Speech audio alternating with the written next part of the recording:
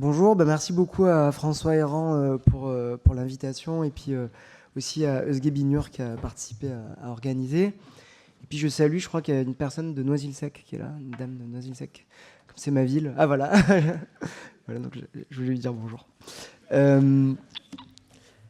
Alors je pense que ça va bien s'enchaîner voilà, merci.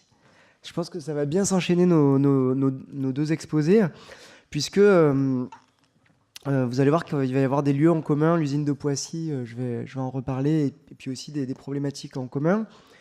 Et je vais un petit peu commencer un petit peu par là où Yvan Jablonka a conclu. Et je vais commencer par la difficulté en fait à faire l'histoire du Bumidum. Parce que c'est à la fois une histoire très institutionnelle, dont la plupart des sources, la plupart des archives sont aux archives nationales à Pierrefitte, juste de l'autre côté de la route par rapport à l'université où j'enseigne, qui est Paris 8. Donc ce qui est pratique pour moi, mais qui pose question quand même par rapport aux espaces qui sont concernés. Donc c'est une migration organisée par l'État dans le cadre d'une politique post-coloniale assimilatrice. Mais ce sont aussi des histoires intimes avec leur lot de souffrances, leur lot de réussite aussi parfois, parce qu'il y a souvent une très mauvaise image du Bumidum, mais il y a aussi des personnes pour qui ça a été quelque chose qu'ils ont considéré comme positif dans leur vie. Et donc il faut arriver à tenir ces deux aspects, à la fois l'histoire institutionnelle et l'histoire intime, l'histoire personnelle. Et bien entendu, c'est pas toujours évident pour trouver les sources. Et puis c'est beaucoup plus facile d'avoir accès aux archives institutionnelles qu'aux archives plus privées ou aux archives personnelles.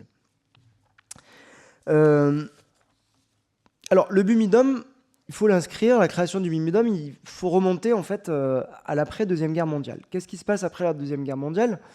L'Empire français a été largement déstabilisé par la guerre, par l'occupation par les nazis, par la défaite.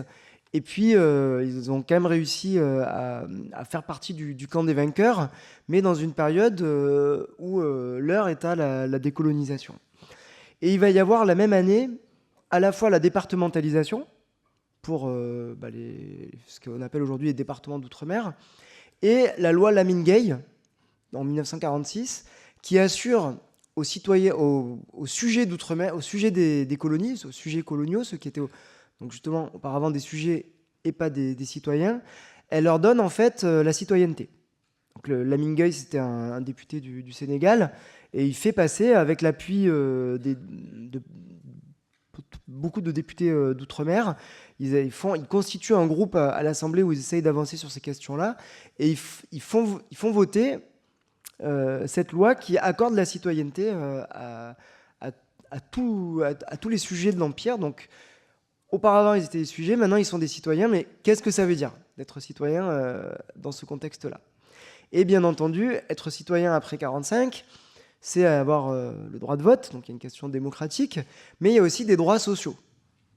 Le programme du CNR qui s'applique, qui fait que, enfin une partie en tout cas, qui fait que être citoyen, c'est avoir un certain nombre de garanties, de promotion sociale, c'est s'inscrire dans ce que Robert Castel appelle la société salariale, dans lequel le fait d'être salarié assure des droits, des mécanismes de promotion et d'ascension sociale. Or, bien entendu, ça pose problème dans les deux secteurs, à la fois d'un point de vue démocratique, accorder le droit de vote, ça excite la crainte de ce que disait Édouard Herriot à l'Assemblée. Il disait « Nous ne devons pas devenir la colonie de nos colonies ». Et puis, d'un point de vue social, là, bien entendu, il y a un coût économique très fort pour assurer une remise à niveau, en fait, pour être à égalité entre les territoires qui ont été colonisés et le territoire métropolitain, la France hexagonale, comme on dit dans les DOM. Or, il va y avoir des débats pendant plusieurs années pour savoir ce que veut dire exactement cette citoyenneté. Il faut bien comprendre que les dirigeants d'Afrique de l'Ouest, dans les années 50, ils ne sont pas forcément partisans de l'indépendance. Ils sont plutôt même partisans de rester intégrés à une sorte d'union française, parce que ce que va mettre en place De Gaulle, mais ils sont plutôt favorables donc à rester quand même arrimés à la France hexagonale, mais ils se rendent compte que du côté des gouvernements français, il n'y a pas du tout cette volonté parce que ça coûterait beaucoup trop cher, parce que ça déséquilibrerait, enfin ça rééquilibrerait plutôt, mais à l'avantage des colonies par rapport à la métropole. Et donc les anciennes colonies vont s'acheminer vers les indépendances. Et finalement, les seuls espaces dans lesquels il y a la possibilité pour la République d'essayer d'appliquer cette égalité, d'essayer d'appliquer cette remise à niveau social et démocratique, ce sont les DOM. Parce que, bien entendu, ce sont des territoires beaucoup plus petits, dans lesquels ça coûte moins cher, et dans lesquels il y a l'idée que c'est possible. En tout cas, ce sont les espoirs des élites des DOM, et c'est ce qu'ils espéraient. Notamment, on sait bien qu'Aimé Césaire, par exemple, il était favorable à la départementalisation. Et donc, ils espéraient que cette départementalisation, elle permettrait d'accéder à une égalité dont on est encore bien loin, même aujourd'hui, même si on n'est pas dans la même situation que dans les années 40 ou 50. Alors, ce qui se passe à la fin des années 50, c'est que l'échec, en tout cas les limites de cette politique sont évidents. Et de plus en plus, il y a une contestation de la départementalisation, enfin pas tellement de la départementalisation, mais de la façon dont les DOM participent à la République. Et en 1959, notamment, il y a des émeutes à Fort-de-France qui inquiètent dans le contexte à la fois de la guerre d'Algérie, mais aussi de l'indépendance de Cuba. Et donc, il y a des fortes craintes des élites hexagonales de la perte potentielle de ces territoires, de mouvements indépendantistes qui seraient capables de prendre de la force. Et donc, ça coïncide, ces craintes-là, avec le retour au pouvoir des gaullistes. Et la politique gaulliste, c'est une politique qui tient sur deux jambes. D'un côté, un aspect social, un aspect d'investissement de l'État, et de l'autre côté, un aspect répressif. Et donc ces deux aspects-là, ils vont être appliqués dans les DOM, avec l'idée d'être vraiment sans pitié avec les velléités indépendantistes, mais aussi la volonté d'essayer d'avoir une politique volontariste. Alors c'était déjà le cas à partir de la départementalisation, mais ça reste une politique qui était très technocratique, décidée en France hexagonale, par souvent des fonctionnaires métropolitains, des hauts fonctionnaires. Et donc, une politique vraiment décidée par en haut, et dans laquelle le plus important est d'avoir des résultats et d'aboutir à ce que ces craintes concernant l'indépendance n'arrivent pas jusqu'au bout. Et donc, en ce qui concerne spécifiquement les DOM, l'idée qui va de plus en plus devenir évidente chez les hauts responsables gaullistes, c'est qu'en fait, c'est pas possible d'arriver au niveau social, au niveau économique, à un rééquilibrage à court terme. Et donc, que les problèmes risquent de subsister. La crise sociale et économique risque de subsister. Le seul domaine sur lequel il est possible d'agir vite et d'agir rapidement, c'est le domaine démographique.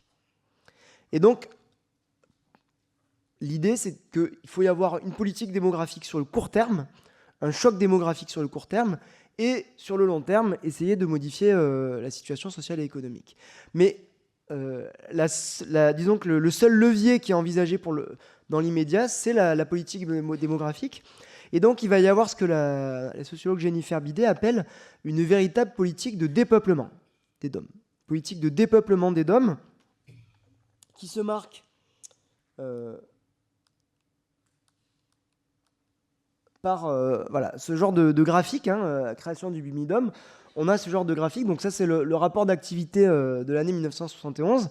Qu'est-ce qu'on voit ? On voit des graphiques qui représentent le nombre de migrants, parce qu'ils sont appelés comme ça, nombre de migrants qui sont partis des DOM grâce au BIMIDOM. Donc il y a vraiment un objectif statistique, un objectif chiffré. Il faut faire partir un maximum de monde. Et dans les premiers temps, d'ailleurs, il y a des prémices de ces politiques qui visent à faire partir les gens de la Réunion vers Madagascar, les gens des Antilles vers la Guyane. Et puis, en fait, ça ne marche pas du tout. Et donc, voilà, vers la France hexagonale, c'est possible, parce que ça rencontre une volonté de ces populations-là de partir pour des raisons sociales, pour des raisons économiques, pour des raisons personnelles, hein, ce que disait Yvan Jablonka sur l'envie de voir autre chose, l'attrait pour la métropole, et puis peut-être un certain désir d'aventure. Et donc, il va y avoir vraiment une politique volontariste de dépeuplement qui va se marquer donc, par ces migrations organisées. Donc là, on voit les courbes en fonction des différents espaces qui sont concernés, donc surtout la Guadeloupe, la Martinique et la Réunion. Hein, la Guyane est concernée de façon très, très faible. Et puis donc la répartition totale des migrants du Bumidum, on en a à peu près d'après les chiffres du Bumidum. Alors c'est des chiffres qui sont difficiles à évaluer parce que des fois il y a des gens qui partent par leurs propres moyens et qui ensuite sont un peu récupérés par le Bumidum. Mais bon voilà, en tout cas les chiffres qu'ils mettent en avant à la fin du Bumidum, c'est ça, c'est à peu près 63 000 personnes de la Guadeloupe, 43 000 de la Martinique, 76 000 de la Réunion et 2 600 de la Guyane. Avec ce qui représente quand même des chiffres importants. Je vous rappelle qu'en 1961, il y a 283 000 habitants en Guadeloupe, 292 000 en Martinique et 350 000 à La Réunion. Donc ça représente vraiment des pourcentages très importants, sans compter qu'il faut ajouter à ces migrants qui sont liés au Bumidum des migrants inorganisés, voire sauvages, selon les termes utilisés par le Bumidum, qui sont en fait des personnes qui sont parties par leurs propres moyens. Ils sont citoyens français, donc ils ont complètement le droit de partir et de s'installer dans un autre département français comme n'importe qui peut le faire. Alors, dans les catégories, disons, de ces migrants, on a des migrations masculines de travailleurs, donc à peu près 66 000 personnes, des migrations féminines de travailleuses et des regroupements familiaux, donc 31 000 pour les femmes et 61 000 à peu près regroupements familiaux.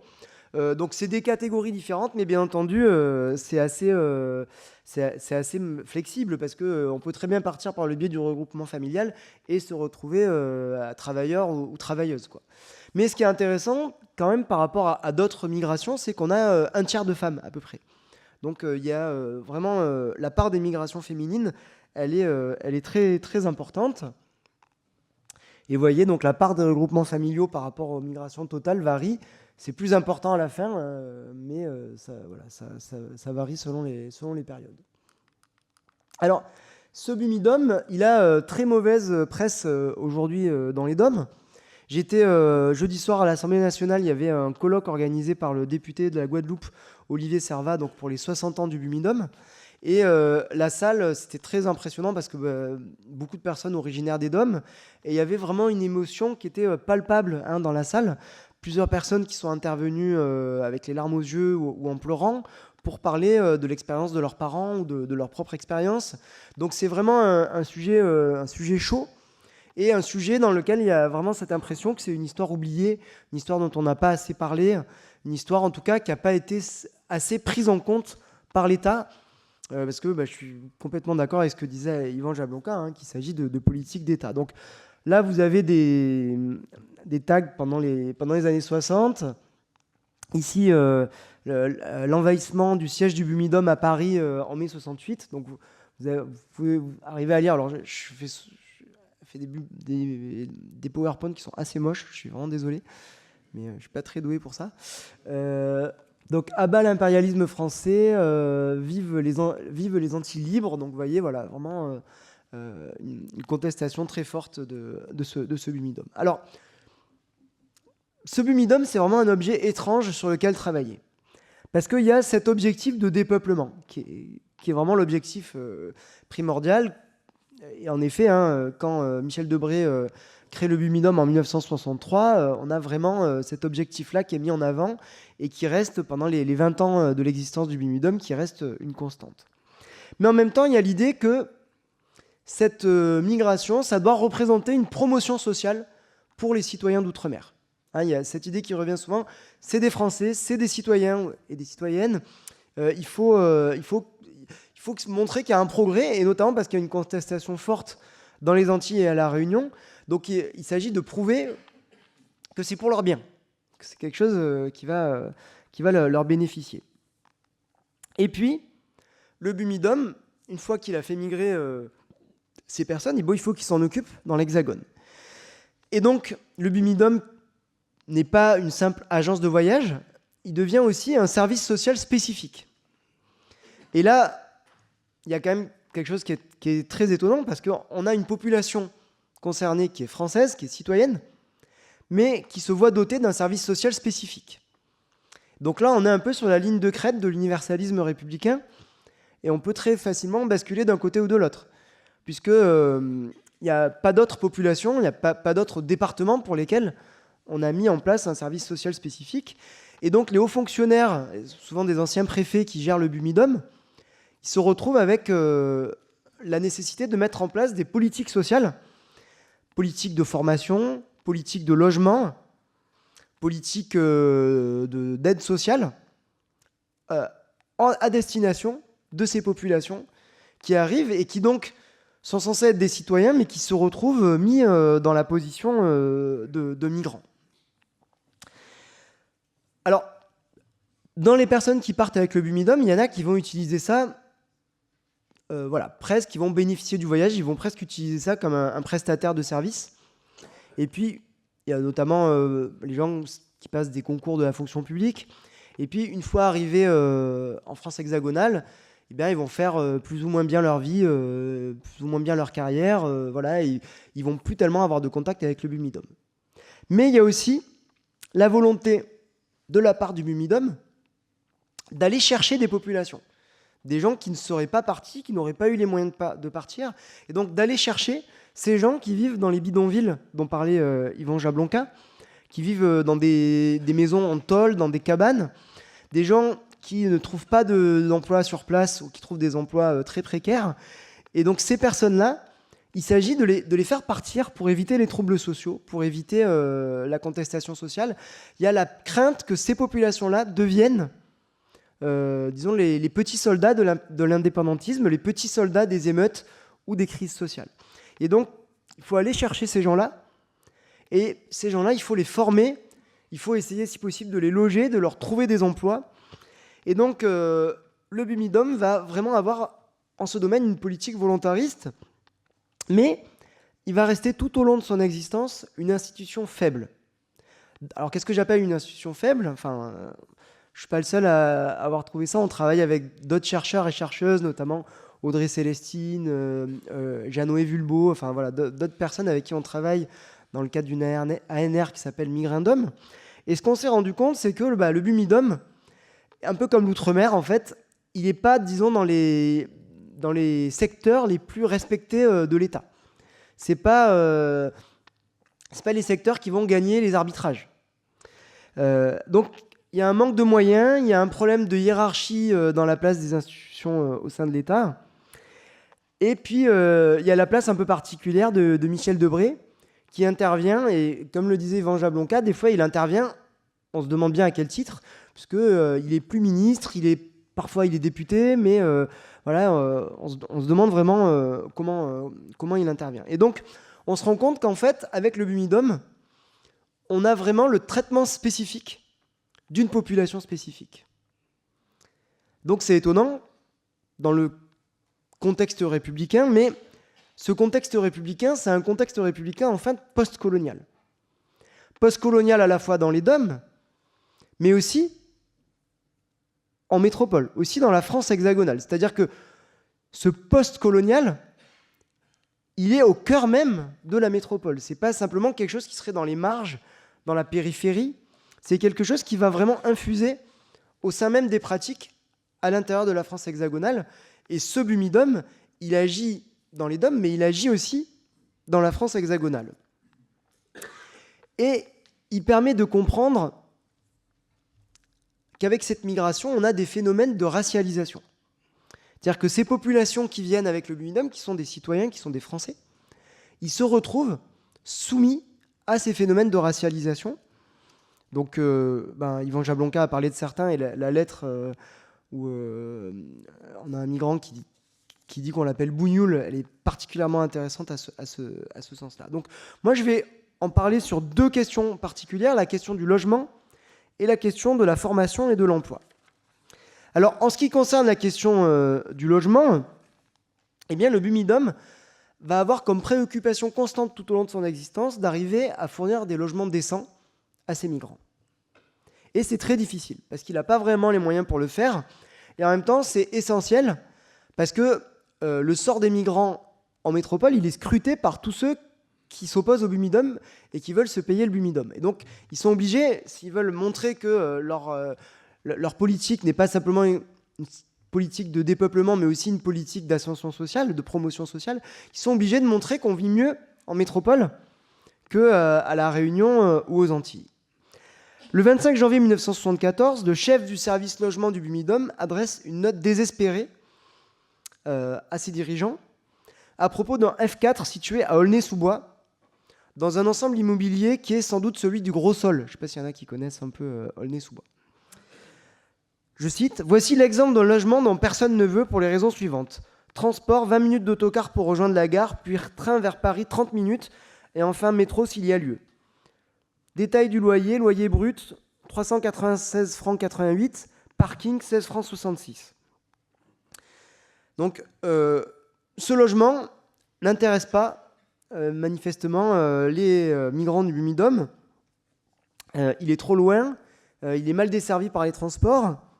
Et donc, on voit là les contradictions auxquelles se retrouvent confrontés les dirigeants du Bumidum, puisqu'ils essayent de proposer des logements, mais ils n'ont pas du tout la main sur la politique du logement. Ils essayent aussi de répartir les migrants sur tout le territoire hexagonal, mais il y a un fort tropisme et un fort attrait pour la région parisienne. Les migrants qui arrivent avec le Bumidum se retrouvent en fait à partager le sort de tous les mal logés en France, c'est-à-dire ils sont obligés de s'inscrire sur des listes d'attente déjà surchargées pour obtenir des logements sociaux. Ils ont du mal à trouver des logements dans le parc privé. Et au même moment où cette question du logement est devenue quelque chose d'essentiel pour être citoyen, c'est-à-dire être citoyen dans les années 60 ou 70, c'est aussi avoir un logement décent. Et là, ça fait partie de tous ces acquis de la société salariale et de l'après-Deuxième Guerre mondiale. Le logement, c'est aussi devenu un secteur dans lequel on établit de nouvelles catégories qui distinguent les familles qui sont considérées comme respectables, qui ont droit à un logement décent, et des familles qui sont jugées trop fragiles, qui sont jugées trop instables et qui sont plutôt dirigées vers des logements dits transitoires, mais qui se révèlent souvent du transitoire qui dure. Et on le voit notamment avec les cités de transit qui se développent, par exemple à Marseille. Il y a une historienne américaine qui s'appelle Minayo Nassiali qui a travaillé là-dessus. Le Bumidum a facilité le logement d'à peu près 10 000 familles, ce qui représente 26 000 personnes. Donc vous voyez, une partie non négligeable des migrants qui sont partis avec le Bumidum ont profité de ces logements. Alors, il y avait aussi un système de prêt qui était accordé aux personnes qui voulaient se loger dans le parc privé. C'était une façon pour le Bumidum de faciliter ce logement des migrants. Il était censé être remboursé en 1 an au maximum.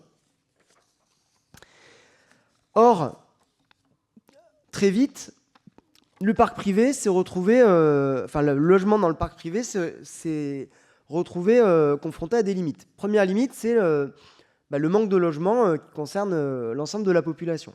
Ensuite, il y a des problèmes de prix jugés trop élevés, et puis une méfiance aussi de certains bailleurs envers ces citoyens qui sont regardés parfois comme des étrangers. Et donc, on a des sources du Bumidum qui disent les propriétaires de logements ne font pas la différence entre migrants étrangers et migrants français. Une seule chose compte, la couleur de peau. Et donc, les seuls logements auxquels peuvent accéder les migrants sont souvent les logements dont d'autres ne veulent pas, les plus éloignés, dans des zones moins bien desservies. C'est principalement en région parisienne que se concentrent les problèmes.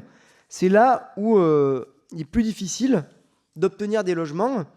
Et donc, la plupart des migrants, finalement, préfèrent compter sur les réseaux familiaux, sur les personnes qui sont déjà en place, sur la solidarité que connaissent les populations migrantes entre elles pour se loger.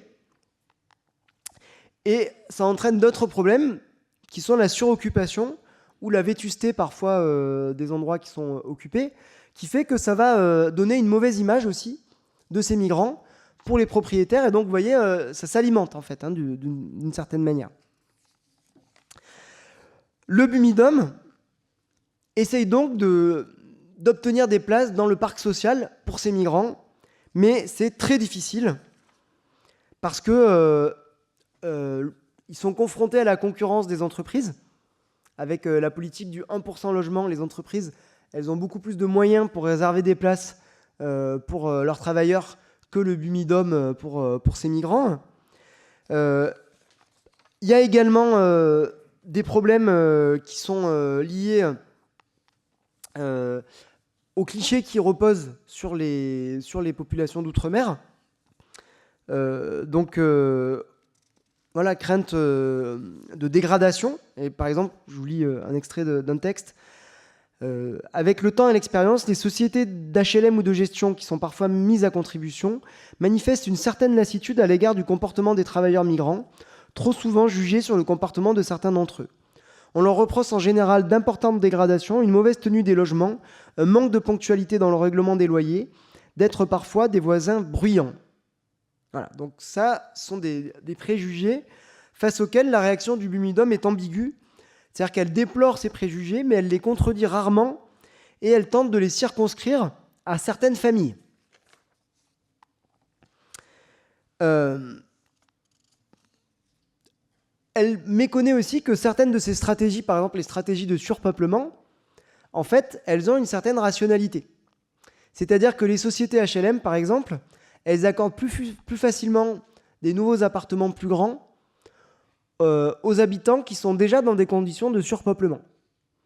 Ça paraît bizarre, mais du coup, ça peut être rationnel, en fait, de se mettre en situation de surpeuplement et ensuite de s'adresser à la société HLM pour réclamer un logement plus grand. Donc finalement, les migrants eux-mêmes trouvent des solutions que le Bumidum n'est pas en mesure de leur proposer. Dans cette politique des sociétés HLM, dans cette politique de logement, la société d'État, parce que le Bumidum est une société d'État, se retrouve également confrontée à des dynamiques de racialisation qui conduisent à ce que les migrants soient considérés comme des étrangers. Alors, je vous cite ici une source que j'ai trouvée donc justement concernant les migrants à Poissy. Donc, c'était des migrants qui venaient pour travailler dans l'usine Chrysler de Poissy, des migrants réunionnais. Et on retrouve exactement ce que disait la personne qui était citée par Yvan Jablonka, c'est-à-dire des conditions de surpeuplement. Ils sont parfois à 8 ou 9 par appartement. Et donc, on a un compte-rendu d'une réunion de coordination entre le Bumidum, le CNARM, qui est une association réunionnaise, et Chrysler. Et donc, il est écrit « Les Réunionnais ne sont pas hébergés dans les mêmes logements que les autres étrangers, turcs, marocains ou espagnols, mais seulement dans les mêmes buildings. » Et le autre étranger, le autre a été barré. Parce que, bien entendu, ce ne sont pas des étrangers. Donc là, on voit bien les ambiguïtés qu'il y a dans la manière de les considérer même, c'est-à-dire que les interlocuteurs du Bumidum peuvent parfois considérer ces migrants réunionnais comme des étrangers et pas comme des Français. On constate également que certaines sociétés HLM, notamment dans les années 70, veulent à tout prix éviter des groupes d'immeubles ne comportant que des migrants des DOM. Il est question d'une cote d'alerte de 10% de gens de couleur. Ça, on le voit dans les sources. Et puis le Bumidum précise, dans le cas particulier d'Aulnay 3000, donc c'est la cité des 3000 à Aulnay, peut-être que vous connaissez aussi, on en parle souvent, les 30% de gens de couleur ou migrants de nationalités diverses sont atteints. Donc tout ça vise à limiter en fait la part des migrants venus des DOM. Et donc vous voyez que là, on arrive carrément à des considérations ethno-raciales sur les migrants, et ils sont rabattus du côté des étrangers et du côté des personnes qui sont racialisées. Et donc même si ce sont des citoyens à part entière, le Bumidum souscrit quand même à cette façon de penser qui théorise des seuils et des pourcentages de gens de couleur. Et donc, les migrants du Bumidum, souvent, se retrouvent réduits à des circuits parallèles pour se loger, qui sont confrontés à des marchands de sommeil, un peu les mêmes marchands de sommeil que ceux qui proposent des logements aux travailleurs immigrés. Et on a là une première contradiction avec ce qui étaient les principes du Bumidum. Et donc, dans ce domaine-là, on voit bien comment le Bumidum est une institution faible, puisqu'ils ne parviennent pas à proposer cette promotion sociale par le logement qu'ils étaient censés assurer. Deuxième domaine dans lequel on peut voir les contradictions à l'œuvre par rapport aux politiques du Bumidum, c'est les politiques d'emploi. Alors je vous donne un seul exemple, c'est l'usine Chrysler Simca. L'usine au milieu des fleurs, disent poétiquement les sources.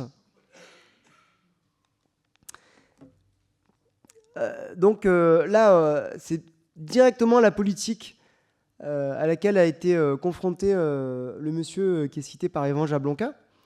C'est que au début des années 1970, la firme automobile Simca Chrysler met en place pendant quelques mois une filière de recrutement à La Réunion avec le concours du Bumidum. Donc là, vous voyez un article qui explique que la société Simca Chrysler décide de recruter chaque année 7 à 800 Réunionnais pour ses usines de métropole. Donc là, on rencontre en fait toujours cette volonté de dépeuplement, toujours cette volonté de régler les problèmes politiques, sociaux des DOM par la démographie. Mais on a aussi une politique de main-d'œuvre en France hexagonale. On est après mai 68, on est à un moment où on a ce que Xavier Vignat appelle l'époque de l'insubordination ouvrière, c'est-à-dire des ouvriers français qui sont de plus en plus syndiqués, de plus en plus revendicatifs. Et donc, l'appel à une main-d'œuvre immigrée peut devenir un recours pour le patronat français afin d'avoir une main-d'œuvre, disons, plus malléable, enfin, qu'ils espèrent plus malléable, plus docile, et puis aussi moins qualifiée, puisque les ouvriers français sont de plus en plus qualifiés dans ces années-là. Et donc, c'est vraiment dans ce cadre-là que l'usine de Poissy est créée. C'est une usine dans laquelle travaillent surtout des travailleurs immigrés. Et en fait, les dirigeants de Chrysler se disent que peut-être qu'ils peuvent aussi faire appel à des travailleurs réunionnais. Alors c'est très étrange parce que ça passe par Jacques Faucard. Vous savez que Faucard c'était celui qui était Monsieur Afrique de Gaulle et des gaullistes. Et en 1970, il adresse une lettre à Michel Debré. Il a été sollicité par le directeur de Chrysler France, qui s'appelle Pierre Henneguier, qui est un ancien résistant, qui le connaît par cet intermédiaire. Et Pierre Henneguier voudrait installer un bureau de recrutement de Chrysler à La Réunion. Donc Faucard écrit à Debré, et Debré écrit au Bumidum. On a là des circuits informels en fait au sein même de l'État qui sont assez étonnants. Et il demande à ouvrir ce bureau de recrutement. Et dans ce cadre-là, le Bumidum, en fait, il est là pour faciliter les choses, pour faciliter la migration. Et donc, il accepte de mettre en place ce bureau de recrutement parce que du côté du Bumidum, l'avantage, c'est de pouvoir dire on a placé des gens. On a fait migrer des gens, mais on les a placés, on leur a donné un emploi directement.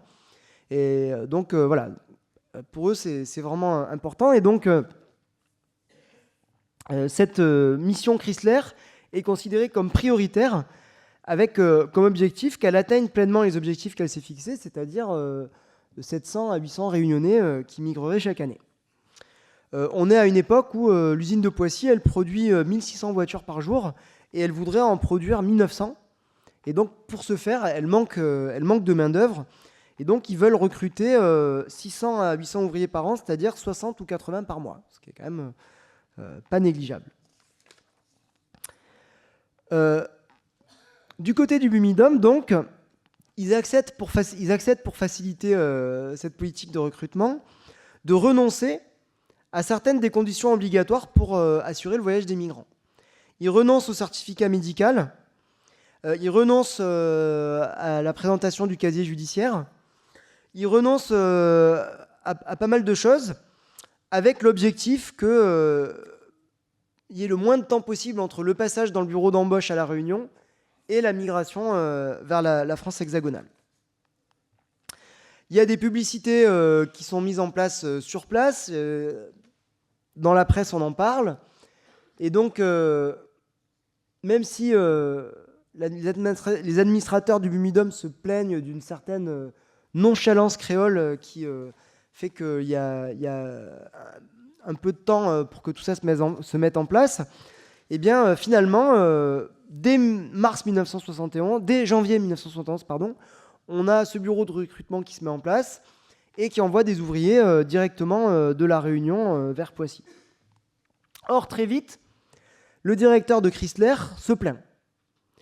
Il considère que les procédures avec le Bumidum ne sont pas assez rapides parce que le Bumidum met en place pour ses ouvriers, quand ils arrivent en métropole, un stage d'accoutumance à la vie métropolitaine. Notamment, ils passent par un centre de formation à Simandre, dans la banlieue lyonnaise, où ils apprennent pas mal d'éléments liés à la vie en usine, mais aussi des éléments liés à la vie métropolitaine. Et donc, ça, c'est jugé comme trop long, et donc le dirigeant de Chrysler explique « Nos impératifs de production risquent de nous imposer le remplacement de réunionnais par du personnel étranger, à moins que la suppression du stage à Simandre pour la moitié du personnel prévu soit acceptée par le Bumidum. » Donc, le Bumidum accepte, mais on voit qu'il y a des logiques un peu contradictoires. C'est-à-dire que du côté de Chrysler, ils veulent faire venir un maximum de réunionnais, les mettre au travail à Poissy, et ensuite faire le tri. Ceux qui restent, ils restent. Ceux qui ne sont pas adaptés pour ce travail-là, parce qu'il y en a qui viennent avec un CAP de boulanger ou de cuisinier, par exemple, on les vire, et puis c'est pas grave. Du côté du Bumidum, eux, ce qui les inquiète, c'est que ceux qui viennent et qui trouvent du travail à Poissy, c'est parfait. Mais ceux qui quittent l'usine pour une raison ou pour une autre, parce qu'ils ne sont pas embauchés par Chrysler ou parce qu'ils ne se font pas ce travail en usine, ils restent, eux, à la charge du Bumidum. Et ils restent de la responsabilité du Bumidum. Et qui est-ce qu'on va accuser de dire regardez, ils se retrouvent dans des conditions misérables, ils n'ont pas de travail et tout ça? C'est le Bumidum. Donc il y a vraiment des logiques qui sont pas les mêmes, mais qui font que le Bumidum, au final, se retrouve à ce que ces ressortissants, ces migrants, se retrouvent dans des conditions qui sont très semblables à celles des ouvriers étrangers. Ils sont mis en concurrence, ils sont logés dans des logements similaires, ils sont traités un peu de la même manière. Le seul avantage qu'ils ont par rapport aux ouvriers étrangers, c'est qu'eux, ils sont français. Et donc, ça leur donne quand même une certaine marge de manœuvre, et notamment la possibilité de contester le sort qu'il aurait fait. Et on a certains ouvriers qui écrivent notamment au ministre pour se plaindre. Chrysler, d'ailleurs, ça leur plaît pas. Ils considèrent que ces ouvriers qui viennent avec le Bumidum sont trop contestataires, et ils arrêtent, dès la fin de l'année 1971, ils arrêtent cette politique de recrutement. Ils ne sont pas satisfaits finalement de ces ouvriers réunionnais. Alors, pour terminer, je voudrais juste vous dire quelques mots du sort des femmes, parce qu'il y a aussi des migrations qui sont organisées pour les femmes, et ces femmes, elles sont envoyées dans un centre qui est celui de Crouy-sur-Ourcq. C'est une migration très genrée. Les hommes sont envoyés pour travailler dans les usines. Les femmes, elles sont vouées à devenir domestiques pour la plupart, aides-soignantes pour certaines d'entre elles, et donc elles sont envoyées dans ce centre de Crouy-sur-Ourcq, dans lesquels on leur apprend le travail ménager, on leur apprend à cuisiner selon les normes métropolitaines. Elles sont très encadrées. Et il y a des familles de l'Ouest parisien, par exemple, qui viennent les chercher dans le centre, qui les choisissent. On a aussi des lettres qui sont envoyées à Michel Debré, d'amis ou de membres de sa famille, qui lui demandent s'il peut leur trouver une bonne réunionnaise. Et donc, dans ces cas-là, Michel Debré transfère directement au Bumidum. Et donc, ces femmes, elles sont formées dans ce centre. Et moi, j'ai trouvé tout un lot de lettres que ces femmes adressaient justement à leurs éducatrices à La Réunion, dans lesquelles elles racontent comment se passe l'arrivée. Donc elles sont logées dans des dortoirs, hein, bien sûr. On a ces lettres qui sont très émouvantes. dans lesquelles souvent elle remercie en fait le Bumidum. Je vous remercie pour tous les conseils que vous m'avez donnés, car c'est bien la vérité. Je ne regrette pas d'avoir resté là-bas, ça m'a bien rendu service. Voilà, donc il y a une gratitude envers ces services sociaux qui organisent ces transferts de population. Donc ça, c'est ce que le Bumidum met en avant pour mettre en avant l'intérêt de tout ça. Mais on a aussi, quand on le lit, on voit aussi la manière dont le Bumidum considère ces femmes. Il a peur du grave danger moral qui peut peser sur certaines d'entre elles si elles ne sont pas encadrées. Il craint que celles qui sont embauchées par un patron, si elles ne sont pas logées chez lui, ça puisse aboutir à des dérives. C'est presque toujours à l'occasion de la chambre en ville ou en dehors de l'appartement des patrons que la jeune fille a commencé à dégringoler. Et puis on remarque aussi les souffrances qu'il y a chez ces femmes. J'avais gros sur le cœur, je vous assure, mon ventre criait famille. J'ai froid, je n'ai pas de manteau, j'en ai déjà marre. Que voulez-vous, c'est la vie, c'est pas la peine de pleurer. Donc à la fois des griefs très précis qui rejoignent ceux dont se sont plaints les enfants réunionnais, mais aussi un certain fatalisme. Il y a vraiment un certain fatalisme populaire qu'on peut retrouver là-dedans. Et puis, et je conclurai là-dessus, ces femmes-là, comme les migrants qui étaient venus avec le Bumidum, le fait d'être citoyens leur permettait quand même d'échapper dans une certaine mesure aux contraintes du Bumidum. C'est-à-dire que parmi ces femmes, il y en a beaucoup qui ont fui ce destin qui leur était assigné de domestiques pour travailler dans d'autres domaines, souvent dans la pauvreté, dans la précarité, mais quand même avec ces marges de manœuvre qui leur étaient possibles. Le fait de garder la citoyenneté leur permettait aussi des fois de repartir, ou en tout cas de s'adresser aux ministres, de s'adresser aux institutions en réclamant des droits, en réclamant leurs droits. Et puis vous avez ces lettres en fait, de Rita Laukin, qui est une migrante qui est venue en 1966, que j'ai trouvée très belle, et notamment celle-ci où elle dit « Je suis comme une enfant et je suis mon maître, hélas, c'est précisément ce qu'il y a de triste dans ma position. » Et je trouve que cette phrase-là, elle résume très bien en fait le sort des migrants du Bumidum. Ils étaient à la fois enfants parce qu'ils étaient encadrés, ils étaient infantilisés, ils se retrouvaient dans une position racialisée et subordonnée quand ils arrivaient en France hexagonale, et à la fois, ils étaient leurs maîtres parce qu'ils étaient citoyens. Et ils avaient donc quand même des possibilités pour échapper à ce sort.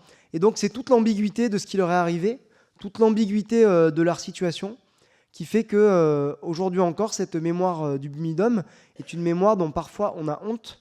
Quand je dis on a honte, c'est pas simplement le gouvernement français, mais c'est parfois les migrants eux-mêmes qui ont honte et qui n'en parlent pas.